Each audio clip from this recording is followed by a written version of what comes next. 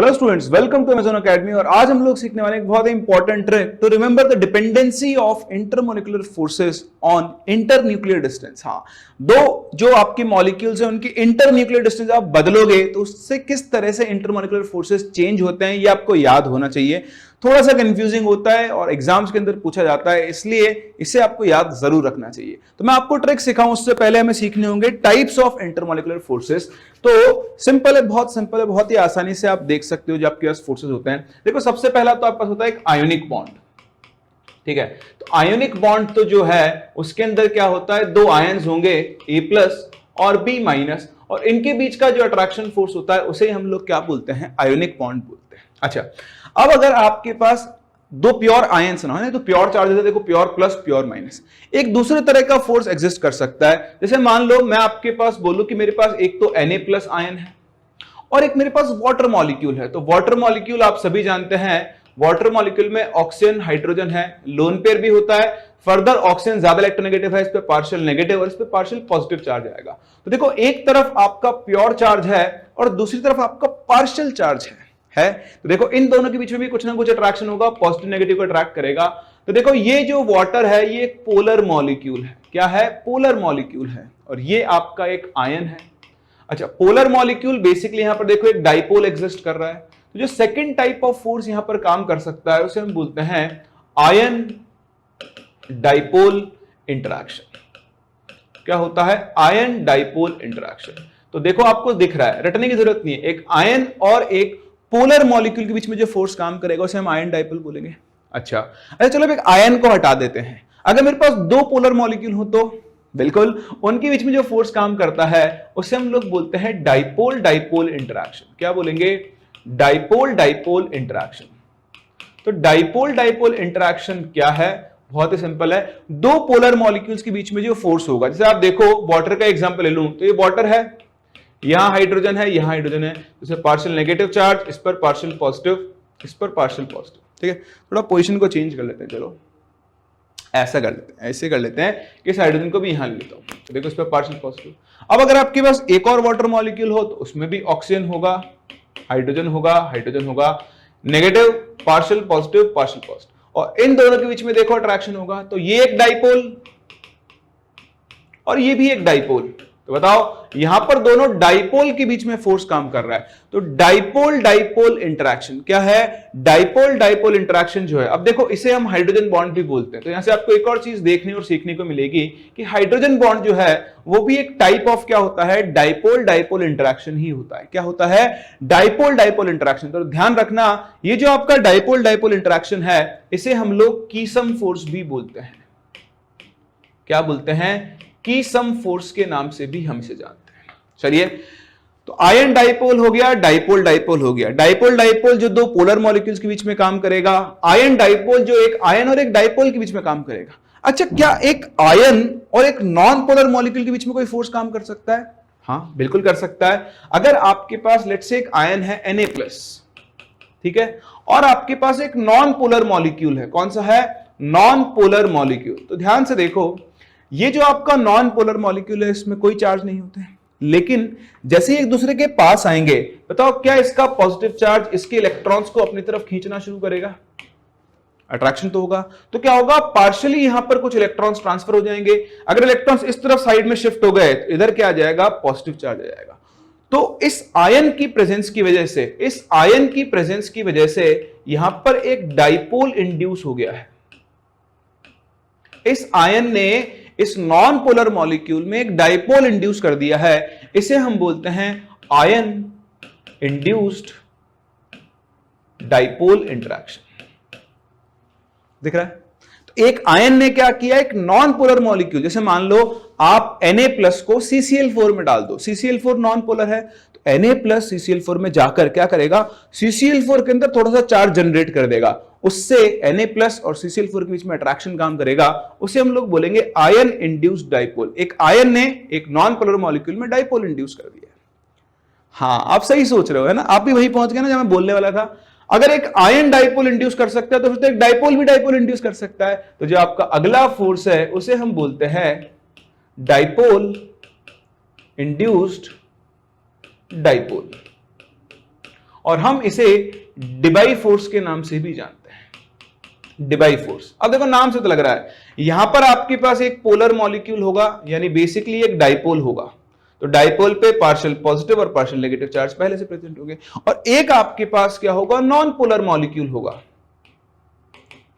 लेकिन इसके positive charge की वजह से बहुत छोटा सा एक डबल पार्शियल लिख रहा हूं, मतलब और भी छोटा नेगेटिव चार्ज और डबल पार्शियल यानी पॉजिटिव चार्ज जनरेट हो जाएगा, तो ये आपका बनेगा इंड्यूस्ड डाइपोल।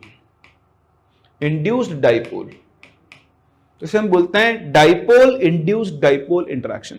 ये काम करेगा एक पोलर और एक नॉन पोलर के बीच में, मतलब पानी और CCl4, तो पानी पोलर है, CCl4 नॉन पोलर है, इन दोनों के बीच में जो भी इंटरेक्शन होगा उसे हम लोग क्या बोलेंगे, डाइपोल इंड्यूस्ड डाइपोल। बोला समझ में आ रहा है।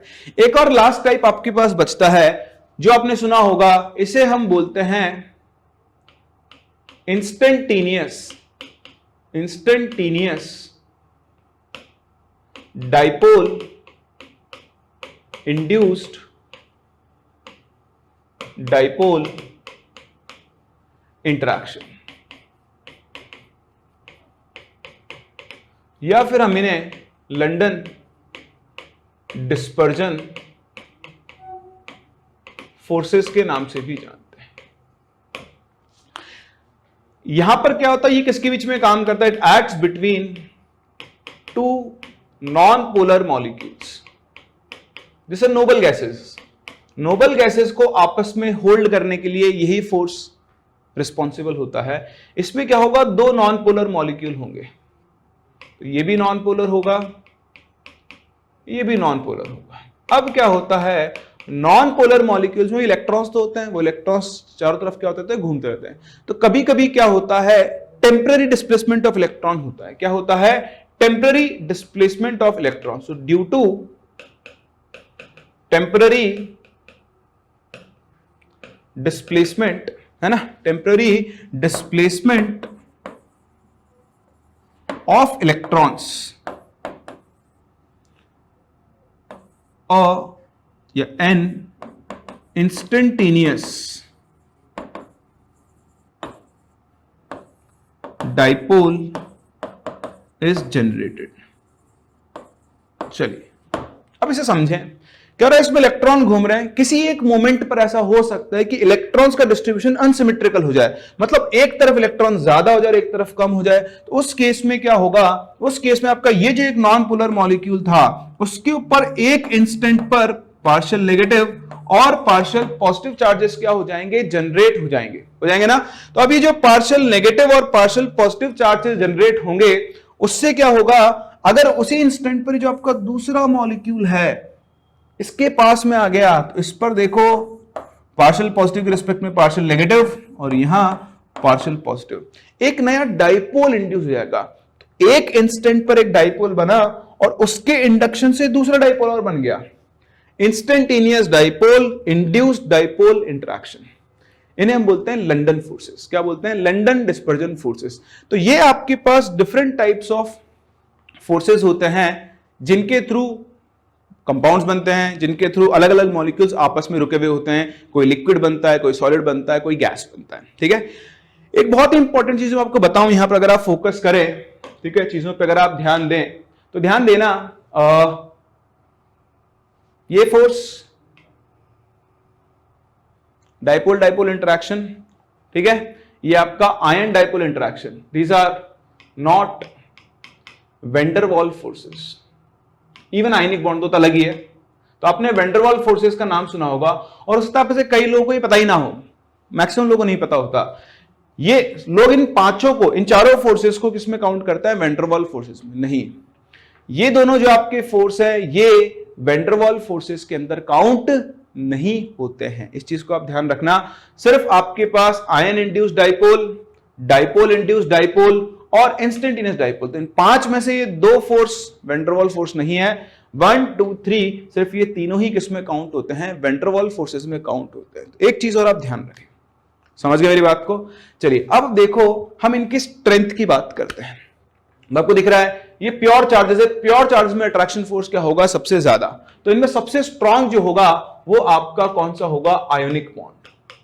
ठीक है, स्ट्रेंथ का ऑर्डर लिखता चल रहा हूं। चलिए, तो प्योर चार्जेस में ऑब्वियसली अट्रैक्शन फोर्स सबसे ज्यादा होगा। आगे देखो, अब ये एक प्योर चार्ज और ये पार्शियल चार्ज, जबकि यहां पे दोनों ही पार्शियल चार्ज है ना।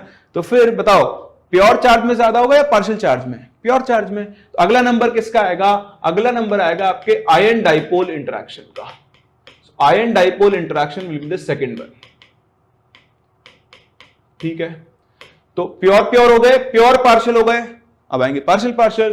तो थर्ड नंबर किसका आएगा आपके पास? डाइपोल डाइपोल इंटरेक्शन का